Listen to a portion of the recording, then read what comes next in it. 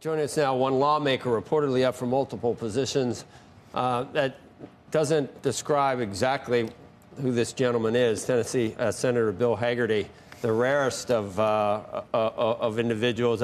You're called a Trump whisperer, Senator. You're very close to him, but you're also, I'm looking at a Politico piece, you're the hope of many mainstream Republicans that you can be a governor on what it says in Politico on some of President-elect Trump's most extreme impulses. So you're almost an enigma. How would you describe who you are right now? I think that article completely misses the point. I've just been good at understanding President Trump's policy objectives. There's so much noise in the media, Joe. It's hard to sometimes ascertain that, but I've been in the position of implementing his policies. Tell me about it. Yeah, I've been in the position of implementing his policies. We did so very successfully when I served in his administration. And I think what we're talking about is the ability to actually see what the goal is and execute on that goal. And I've been honored to have the opportunity to do that. I've continued that process coming into the Senate. I brought 17 members of the former administration over onto my staff, and we've continued to advocate for policies that place America at the forefront.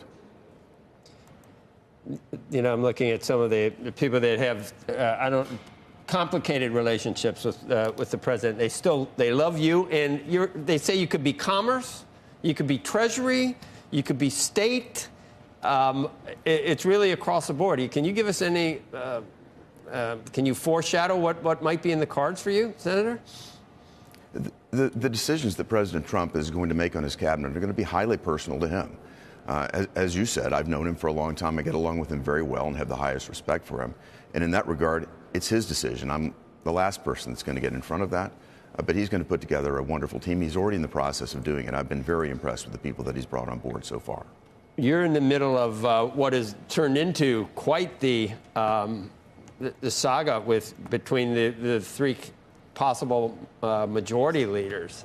And it's really been quite remarkable. I think you'd agree that it's sort of the ascendancy of Rick Scott as a, I don't know, I hate to use the word MAGA, but it's used so much, as you say, in the media. He's almost the MAGA pick right now, but that could backfire. This is not supposed to be a public campaign, or people aren't supposed to get endorsements for this and then people vote anonymously. Could that backfire, that people don't like being forced into what they were going to do in the first place, which might have been Thune or Cornyn? How do you expect it to play out? I don't think it's going to backfire. And after the election, and look, I campaigned with President Trump throughout the past month or 6 weeks. I was on the trail with potential Senate candidates. What I could feel is very real. There's a palpable desire for change here in America.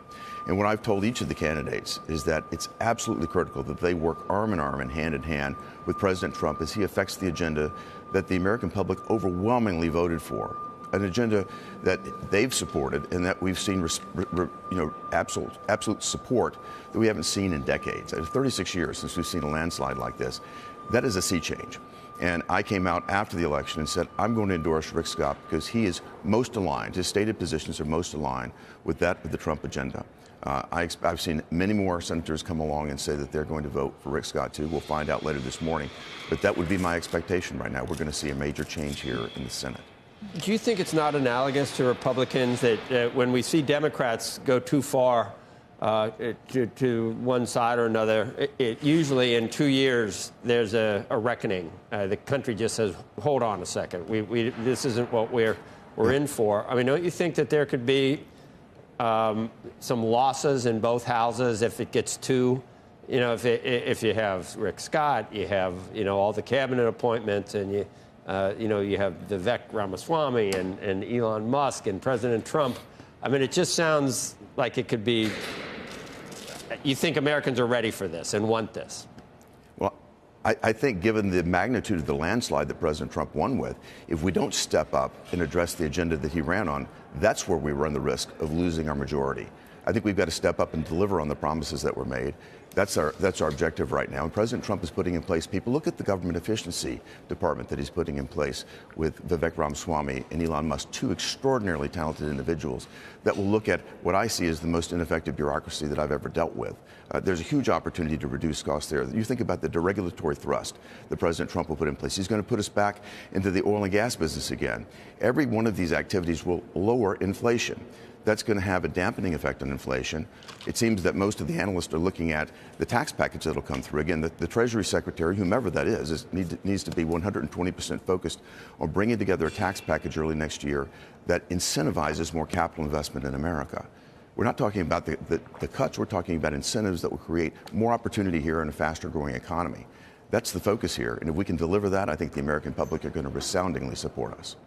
Hey, Senator, we've been talking all morning about what Elon and Vivek may come up with. Obviously, it'll just be a recommendation, and then it'll be up to you and other elected leaders to follow through or not and vote on whatever they're going to be doing for the most part, unless you think that a lot of it's going to come with executive action. How do you think this takes place? Yeah. I think it'll be a mix. I mean, that's a very insightful question, and I think we'll have to look at what they come up with and decide what can be done rapidly through executive orders, what we can put into legislative product here. And again, that's why I think it's critical that we have a leader that's fully aligned with the program. That's what we're going to need. That's what the American public expect, and it'll be a mix of outcomes. But we're ready to work in the Senate and the House of Representatives, I'm sure as well, to align ourselves and make certain that we deliver a more efficient and a more effective economy for the American people so that their lives can get better again. Do you think it would be better for them to go super broad and bring you a big package that has all sorts of offsets and this and that, or do you think they should sort of come to you with specific items as they come? I ask because if you remember, Simpson Bowles was such a sort of large and very nuanced proposal, but it required a lot of buy-in on a lot of different sides and obviously never got there. Yeah, and I'm old enough to remember I met Peter Grace after the Grace Commission went through the process. We've come at this before, and I think you ask a very insightful question, but it's one that is not mutually exclusive.